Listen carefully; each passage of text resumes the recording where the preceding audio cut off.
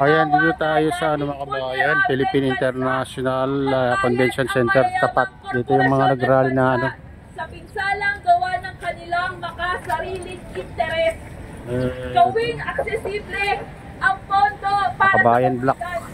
Hindi donasyon o utang, Ayan si kundi pagbabayad Ginoong sa reparasyon. hindi ko nakalimutan yung pangalan. Walang saysay ang pagiging host ng Pilipinas sa loss and damage. Kung hindi naman ito agarang magagamit ng mga vulnerable sektor. Walang saysay ang loss and damage fund. Democratic Governments of Loss and Damage sa kanilang mga pinsala. Insulto ang $731 million na pledges na developed countries noong COP29. Go to World Bank control over the loss and damage sa mga fund. buhay na nawala.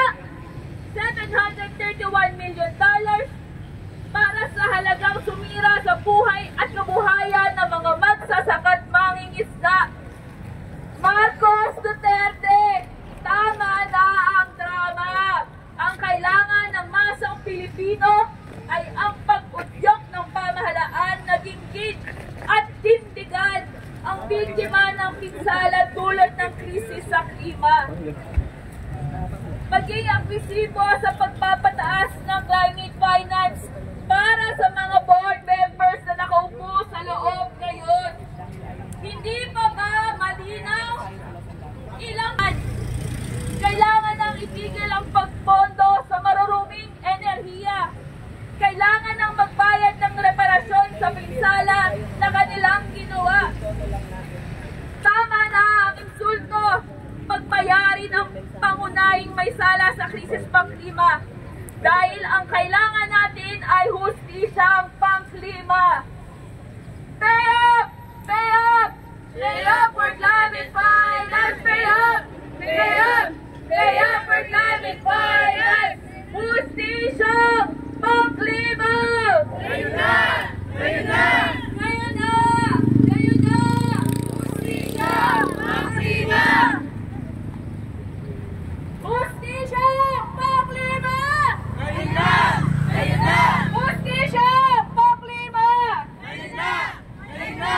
Mga kasama, ngayon tayo ay kumakatok sa labas ng PICC upang manawagan na pakinggan sa mga miyembro ng Loss and Damage Fund Board ang boses ng mga mamamayang Pilipino na humihingi ng katarungan sa lahat ng mga pigsalang tulot ng matinding pag-init ng mundo dahil sa mga mapalinang operasyon ng mayamang bansa sa ating kalikasan.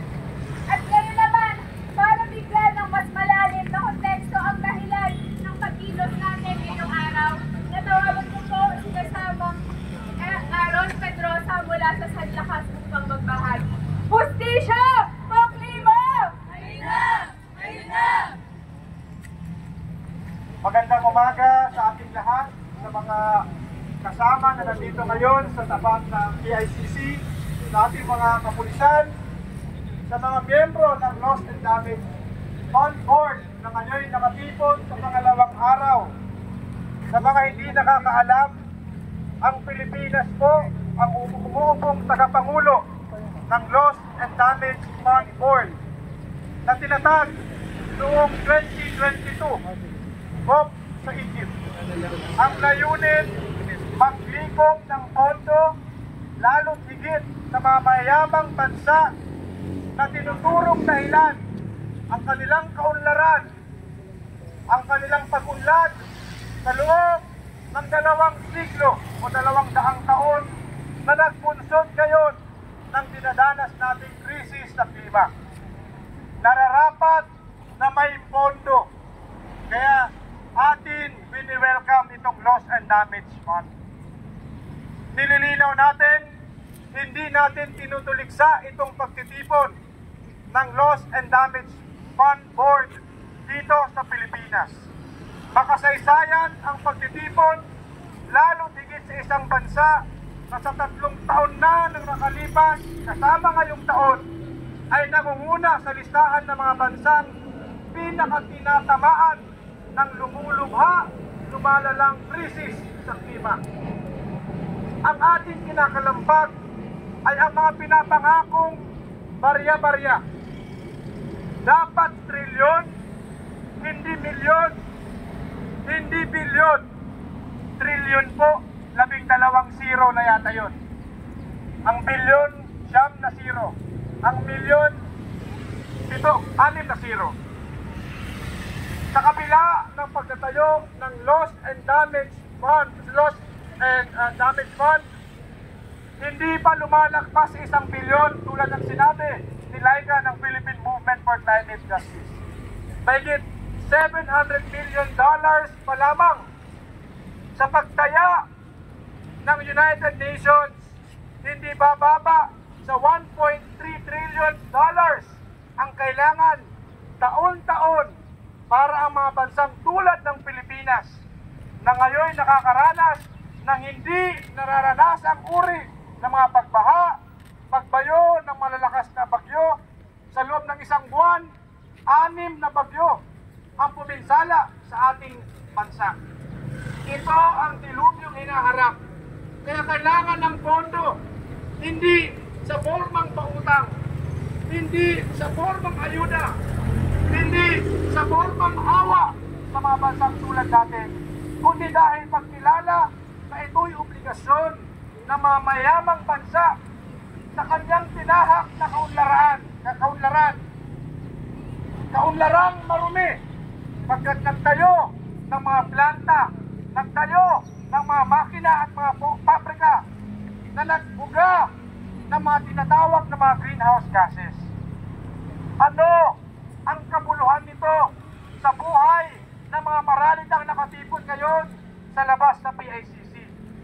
Ano ang kabuluhan nito sa mga manggagawang Pilipino sa araw-araw na binabaybay, lalo na ngayon, buwan ng Pasko? Nasa typhoon season po tayo, mga kasama. Itong nakalipas na araw lamang, pinaha ang maraming bahagi sa ating bansa. Ngunit walang bagyo. Nagsasanib ang pwersa ng amihan, shear line, at kung ano-ano pa. Pinabaha, kahalintulad ng pagkaragasan ng mga baha, ng mga bahang dulot ng mga bagyo. Ito ang realidad natin. Bakit nangunguna ang mga maralita? Bakit nasa unahan ngayon sa labas ng PICC? Pagkat sa bawat bahay na nawawasak, sa bawat kabuhayan na nawawasak, triple, 4 na beses, 5 beses, o higit pa ang tama nito sa mga maralita. Hindi pa nakakabangon nung Typhoon Christine, Enteng, at ito ulit ang dinadanas. Ito ang mukha ng kahirapan na hinaharap ng ating sambayanan. Bakit apektado ang manggagawa? Ang mga manggagawa, kasama na po ang ating mga kapulisan, hindi po yan mga Superman, lulusong sa baha kasi walang suspension sa trabaho.